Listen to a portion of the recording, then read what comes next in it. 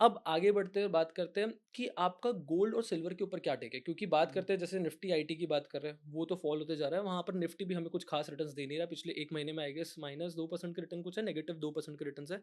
वहीं पर पिछले 1 महीने में 30 जैन से हम देखे जाए जो फॉल हुआ था गोल्ड सिल्वर पे, वहाँ से गोल्ड सिल्वर अराउंड 18% रिकवर कर चुका है। राइट। तो क्या गोल्ड सिल्वर में अपॉर्च्युनिटी है नेक्स्ट, या ये सिर्फ अनसर्टेनिटी की वजह से हमें पंप दिख रहा है? ओके, अब इसको पहले एक चीज समझते हैं। अगर आप रैली देखोगे ना, वो एक स्टीप रैली थी।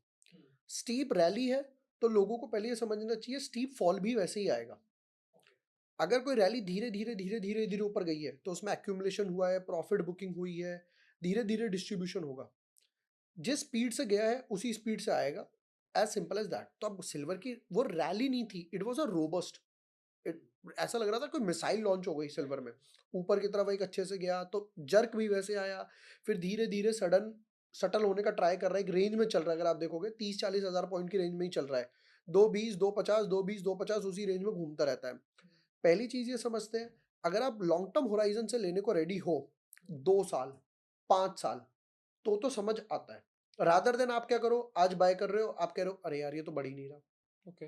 यार ये तो बढ़ ही नहीं रहा। आप हर 15 मिनट बाद देख रहे हो, हर दिन देख रहे हो। हुँ, हुँ, हुँ। वो इन्वेस्टमेंट पर्पज नहीं है। मैं आपको एक एग्जांपल देता हूँ। ठीक है। ऑलमोस्ट 2 साल पुरानी बात है, दो नहीं तो 1 साल 9 महीने के हिसाब से लेते हैं। मई 2024 में सिल्वर ने पहला बुलिश साइन दिखाया था। It was trading at 92,000। ठीक है। मैंने सिल्वर ट्विटर पे भी दिया, टेलीग्राम पे भी दिया, एक आधा कोई छोटा वीडियो भी बनाया, और पर्सनली भी मैंने 20 में इन्वेस्ट किया। मैं आपको ओके। स्क्रीनशॉट भी दूंगा, लगाना ट्रांसपेरेंसी से पूरा। ठीक, डन। उसके बाद आप मानोगे नहीं, 6-8 महीने वो पड़ा रहा। हुँ, मतलब आप सोचो, एक बुलिश मूव आया, आपने पोजीशन बना ली, वो पड़ा हुआ है। लाइक हिल ही नहीं रहा, हिल ही नहीं रहा, मूव ही नहीं आ रहा उसमें। समझ ही नहीं आया क्या हुआ। Same goes for gold. तो गोल्ड थोड़ा बहुत मूव किया था, सिल्वर ने मूव नहीं किया। अब जाके सिल्वर 4 लाख तक गया। पहले सिल्वर 2-2.5 लाख तक आया।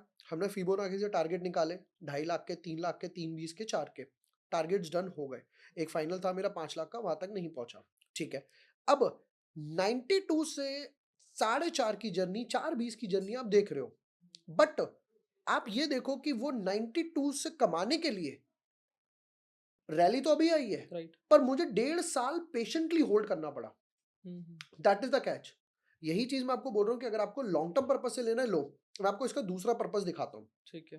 निफ्टी का एग्जांपल लेते हैं। हुँ, निफ्टी पूरे साल में 52 सैटरडे निकाल देते हैं, 52 संडे, 100 दिन ये निकल गए 365 में से। तो मोटा मोटा आपके पास 250 दिन ट्रेडिंग होती होगी, छुट्टी और वो सब निकाल के। और 245 मान लेते हैं, चलो दिवाली ये वो सब निकाल के।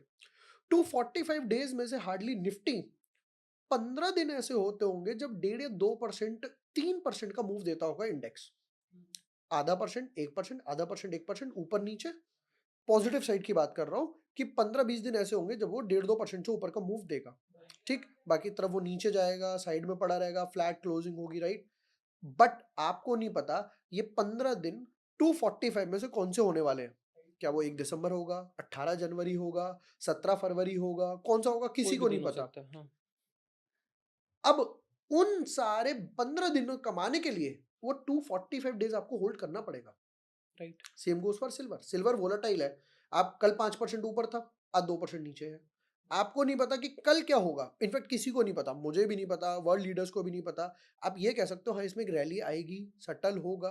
बट वो पूरी रैली इंजॉय करने के लिए आपको पेशेंस के साथ होल्ड करना पड़ेगा। So if you are a long term investor, not trader, investor हो कि हाँ यार मैं हफ्ते में एक बार देख लूंगा, चलो थोड़ा नीचे जाएगा मैं पैनिक नहीं होऊंगा, तो आप अपनी कैपिटल का 2%, 4% एक प्रॉपर एलोकेशन आप सिल्वर 20 में, गोल्ड 20 में, ईटीएफ में दे सकते हो।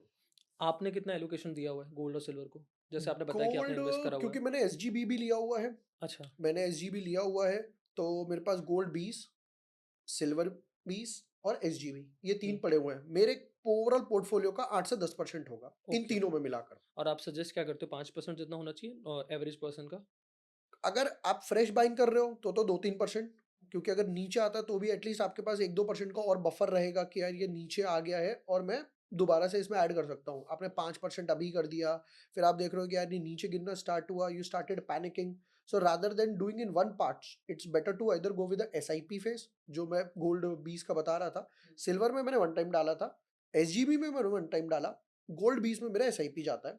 तो rather than adding in a one time, आप एसआईपी बेसिस पे कर सकते हो, या फिर आप सपोर्ट लेवल पे कर सकते हो। जो लोगों को टेक्निकल आता है, हाँ यार यहाँ सपोर्ट है, मैं यहाँ पर ऐड करूंगा, अगर आता है तो। नहीं भी आया तो स्टिल आपने 2% 3% अपनी कैपिटल का डाला था, you are still making money, you are in a positive side, जो 2 या 3% ही लोग रहते हैं ओवरऑल मार्केट।